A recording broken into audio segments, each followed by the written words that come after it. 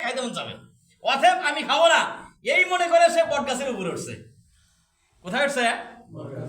বট গাছের উপরে উঠছে। এইবার বট গাছের উপরে বসে চিন্তা করতেছে, দেখি আমার আল্লাহ আমাকে কেমনে খাওয়ায়, আমি খাবো না। দেখতে দেখতে ওই খাবারগুলো ওখানে রেখে সে উপরে উঠছে। দেখতে দেখতে সন্ধ্যা হয়ে গেছে, মাগরিবের আজান দিবে দিবে ভাব। এমন সময় ওই দিক দিয়া একটা ডাকাতের দল যাচ্ছিল। কার দল? ডাকাতের দল। সে এখন ওরা বটগাছের নিচে চায় দেখে যে বাটির মধ্যে কি যেন ভাত দেখা যায়, কি যেন দেখা যায় ঢাকা। ওরা চিন্তা করছে দেখি এইটার মধ্যে কি আছে। ডাকাতরা ওরা যে দেখে কত সুন্দর ভাত আর তরকারি। একজনে বলতেছে খেয়ে ফেলি, আর একজনে বলতেছে না খাওয়া যাবে না। আরে খাই, হয়তো কারোর জন্য রেখে গেছে, সে হয়তো নাই, এটা খায় ফেলাই। আরে না, এটা খাওয়া যাবে না, যদি বিষ টিষ দিয়ে থাকে।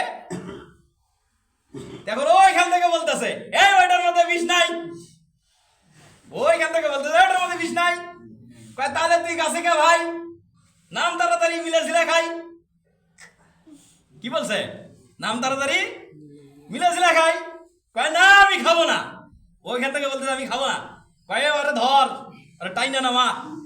ও মনে হয় এখানে বিষ দিয়ে রাখছে, ও খাবে না, আমাদেরকে খাওয়ায় মেরে ফেলবে। ওরে কেমনে খাওয়াইতে হয় আমরা খাওয়াবো, রে নামা। তখন আরেক ডাকাত লাফ দিয়ে কাছে উঠছে, উঠে ওর ঠ্যাং ধরে শেষরে নামাইছে, এ তোরে খাইতে হবে। কয় না আমি খাবো না, আল্লাহ যদি না খাওয়াই আমি খাবো না। আল্লাহ খাওয়াবে না মানে তোকে এখন খাইতে হবে। দেখ মায়ের গাড়ি কয়তো ইচ্ছা মতো পিটাইছে। পিটানোর পরে করছে আমি খাচ্ছি খাচ্ছি খাচ্ছি। যখন পিটানোর পরে সে খাওয়া শুরু করছে, খাইতেছে আর বলতেছে আহারে এই ভাত খাইলাম খাইলাম, মায়ের খাইয়াই খাইলাম। আল্লাহ খাওয়াইতে পারে কি পারে না? হ্যাঁ, আল্লাহ আমাদের রিজিক দাতা। ও চাচ্ছে না, মানতেছে না, বুঝতেছে না যে আমার আল্লাহ আমাদেরকে খাওয়ান। যখন মার খাইলেন তারপরে ভাত খাইলেন, তখন তার মনে চিন্তাধারা এসে গেল যে নিশ্চয়ই একজন রিজিক দাতা। আপনারা কি রাগ করতেছেন? রিজিক দাতা আছে বিধায় আমরা বেঁচে আছি। যদি রিজিক দাতা না থাকতো তাহলে আমরা বাঁচতে পারতাম না।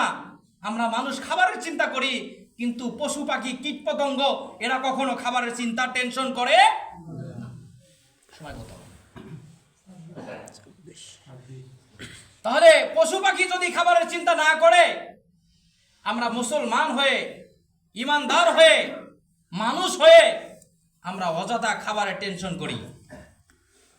তাই আসেন, আমরা যদি নামাজি হই, আমরা যদি ভালো হই, আল্লাহ তাআলা আমাদেরকে অবশ্যই রিজিক দিবেন। হিন্দু খ্রিস্টান বৌদ্ধ সবাই রিজিক পায়, পায় না? কেউ কি না খেয়ে আছে?